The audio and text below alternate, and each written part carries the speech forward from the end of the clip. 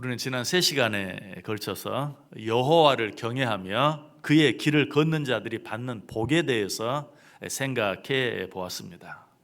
그들에게 주어지는 복은 구체적으로 3가지 복이 있다고 말씀드렸죠. 그 첫 번째 복은 그 손이 수고한 대로 먹는 것이다. 그리고 그 두 번째 복은 행복하게 사는 것이다. 그리고 그 세 번째 복은 범사에 형통하게 되는 것이다 라고 말씀드렸어요.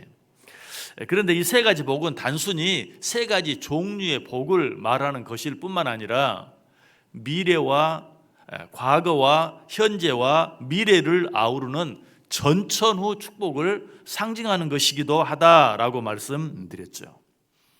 자, 그런데 시인은 시편 128편을 마무리하면서 이 축복들을 묶어서 하나로 결론적인 축복 한 가지를 소개해 주고 있어요. 그것이 무엇입니까? 그것은 가정의 축복입니다. 가정의 축복이야말로 일상 모든 축복 중에 가장 근본적인 축복이요, 가장 중요한 축복이. 왜냐하면 이 축복이 없으면 다른 어떤 축복이 제 아무리 많아도 소용이 없기 때문에 그래요. 그래서 하나님께서는 당신을 경외하는 자들에게 축복 중에 가장 근본적인 축복이자 가장 중요한 축복인 가정의 축복을 주시는 것입니다. 왜 하나님께서는 당신을 경외하는 자들에게 가정의 축복을 주실까요? 그것은 가정을 만드신 분이 바로 여호와 하나님이시기 때문에 그래요. 그러므로 가정의 창시자이시고 가정의 설계자이신 여호와 하나님을 경외하며 그의 말씀에 순종하며 살아가는 가정은 축복을 받을 수밖에 없어요. 왜? 가정을 만드신 하나님이 가정을 그렇게 만들어 놓으셨기 때문에 그런 것이. 여호와를 경외한다는 것이 뭘 말한다고 했죠? 여호와 하나님을 두려워하는 것이다 라고 말씀드렸죠. 그런데 여호와 하나님을 두려워하며 사는 자들은 어떻게 된다고 그랬어요? 여호와 하나님 한 분만을 두려워하면 세상에 우리를 두렵게 만드는 여러 가지 많은 두려움으로부터 자유롭게 된다라고 말씀드렸죠. 자, 그런데 우리가 일상을 살아가면서 우리를 두렵게 만드는 일들에는 어떤 일들이 있습니까? 여러 가지 많은 두려움이 있지만 역시 그 중에 가장 큰 두려움은 우리 가정에 관한 두려움이에요. 요즘에 자녀들의 결혼이 늦어져서 걱정을 하는 부모들이 참 많습니다. 그러면 옆에 있는 사람이 뭐라고 말합니까? 아이고, 결혼한다고 무조건 좋은 것도 아니야. 결혼해서 잘 살지 못하면 차라리 하지 않은 것만 못해 라고 또 말하는 사람들이 있어요. 이 말은 무슨 말입니까? 결혼해서 행복하게 살면 좋지만 그 결혼해서 그 가정이 행복하지 못하면 더 큰 염려가 생길 수도 있다라는 그런 말이죠. 이런 말이 왜 나왔겠어요? 요즘에 행복하지 못한 가정들이 너무 많기 때문에 그래요. 우리는 그래서 이 가정에 대한 두려움이 참 많아요. 우리 가정이 행복하지 못하다면, 우리 가정이 행복하게 살지 못하다면 어떻게 될까 하는 두려움이 참 많아요. 그러나 오늘 본문은 뭐라고 말해요? 여호와를 경외하며 사는 가정은 행복하게 될 것이다. 어디 그런 말이 있습니까? 3절에 있어요. 내 집 안방에 있는 내 아내는 결실한 포도나무 같으며. 포도나무는 성경에서 기쁨을 상징해요.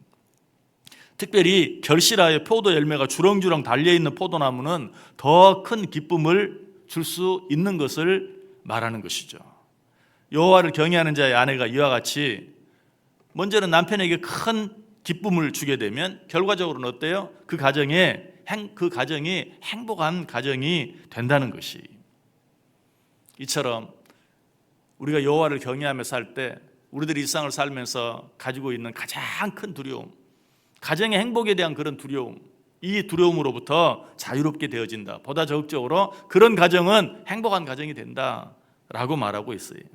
자, 또 한 가지 우리가 일상을 살면서 두려워할 수밖에 없는 문제가 무엇입니까? 방금도 자녀에 대해서 잠깐 말씀을 드렸지만 좀 더 구체적으로 자녀에 대한 그런 두려움이 있어요. 이 두려움이야말로 다른 어떤 두려움보다 더 크고 무서운 두려움이. 그런데 시인은 여호와를 경외하는 자들은 이런 두려움으로부터도 자유로울 수 있게 된다라고 말해요. 3절 뒷부분에 말하죠.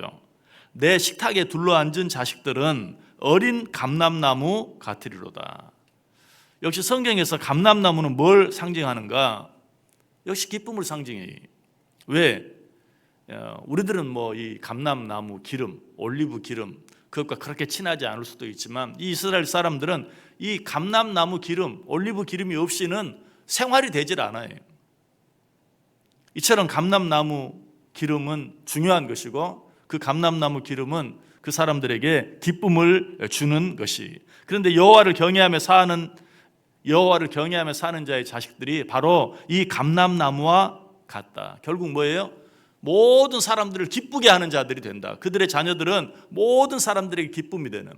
여러분 예수님에 대해서도 성경은 뭐라고 말합니까? 그 키가 자라고 또 그 지혜가 자라감에 따라 모든 사람들에게 사랑을 받았다라고 말하고 있죠. 그런데 누가 여호와를 경외하며 사는 자의 자녀들이 그런 자가 된다라고 말하고 있어요. 특별히 오늘 성경은 여호와를 경외하는 자의 자녀가 감람나무와 같다라고만 말하는 것이 아니라 어린 감람나무와 같다라고 말하고 있어요.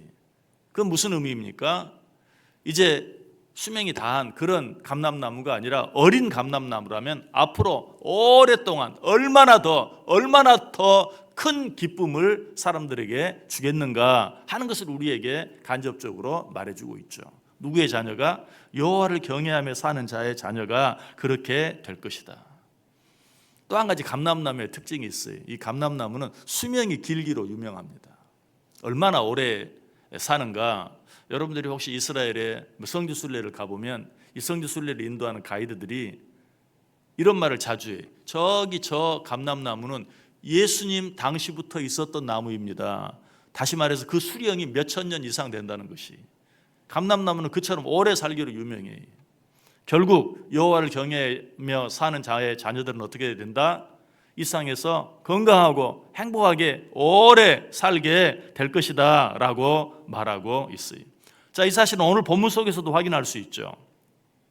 5절과 6절을 보면 여호와께서 시온에서 내게 복을 주실지어다. 너는 평생에 예루살렘의 번영을 보며 내 자식의 자식을 볼지어다. 이스라엘에게 평강이 있을지어다. 여호와를 경외하며 사는 자의 자녀는 단순히 그저 번영하며 번성하며 형통하며 사는 것일 뿐만 아니라 내 자식의 자식을 볼지어다. 내 자식의 자식을 보려면 어때요? 요새는 그것이 너무 당연할지도 몰라요. 그러나 옛날에는 정말 장수하지 아니하면 내 자식의 자식을 볼 수 없었어요. 그런데 내 자식의 자식을 볼 것이다라는 말은 건강하게 행복하게 오래 살 것이다 라는 말이죠. 이처럼 여호와를 경외하는 자의 여호와를 경외하며 사는 자는 우리 인간이 일상을 살면서 가장 두려워하는 자녀의 문제로부터도 자유로울 수 있다라고 말하고 있어요. 자, 일상을 살면서 우리를 참으로 두렵게 만드는 또 한 가지 일이 있어요. 가정의 문제, 자녀의 문제와 더불어 또 한 가지 우리에게 두려움이 되는 일, 뭘까요? 건강이죠. 건강 때문에 두려워해요.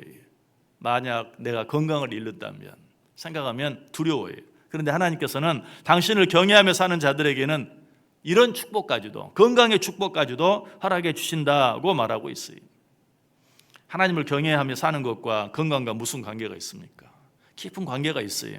우리가 하나님을 경외하면 어떻게 된다고 그랬죠? 모든 두려움으로부터 자유롭게 된다. 하나님을 경외한다는 것은 하나님 한 분만을 두려워한다는 것이고, 하나님 한 분만을 두려워할 때 모든 다른 두려움으로부터 자유로울 수 있다. 그렇다면 결국 하나님을 경외하는 자는 어떻게 산다? 모든 두려움으로부터 자유롭게, 편안하게, 평안한, 또 모든 염려, 근심, 걱정으로부터 자유로운 삶을 살 수 있게 된다. 그렇다면 그 사람은 어떻겠어요? 당연히 건강하죠. 세상의 모든 두려움으로부터 자유로울 수 있다면 우리의 건강을 해치는 가장 큰 문제가 무엇입니까? 스트레스라고 말하죠. 결국 두려움이. 그러나 여호와를 경외하는 자들이 그 두려움으로부터 자유로울 수 있다면 그런 자는 건강하게 살아갈 수 있다라고 말해요.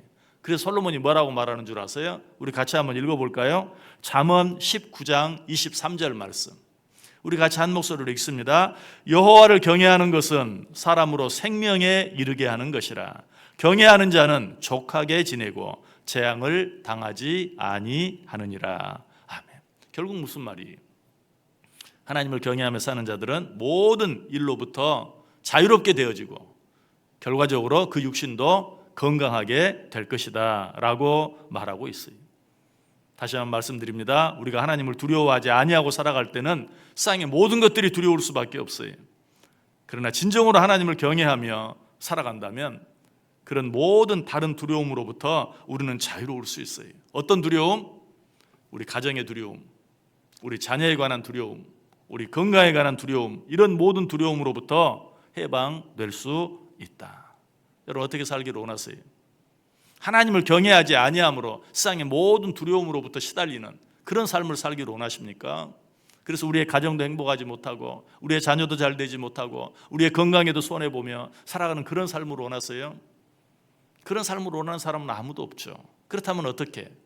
하나님 한 분만을 경외함으로, 하나님 한 분만을 두려워함으로 우리 가정에 관한 두려움, 우리 자녀에 관한 두려움, 우리 건강에 관한 두려움으로부터 해방되어서 자유롭게 되어서 주님께서 우리에게 약속하신 것처럼 하나님이 주시는 이 세상에서 우리가 아무리 노력하고 애써도 얻을 수 없는 하나님만이 주실 수 있는 진정한 행복을 누리며 살아갈 수 있어야 돼요. 그 비결이 무엇이라고요? 여호와를 경외하며 그의 길을 걷는 자들이 그런 복을 받게 된다. 오늘 하루 어떻게 살기를 원하십니까? 오직 하나님 한 분만을 경외함으로 우리를 두렵게 만드는 모든 두려움으로부터 자유롭게 되어서 우리의 가정이 행복하고 우리의 자녀들이 잘 되어지고 우리도 건강하게 살아갈 수 있는 복된 하루, 또 복된 우리의 인생들 다 되어질 수 있기를 주님의 이름으로 간절히 축원합니다.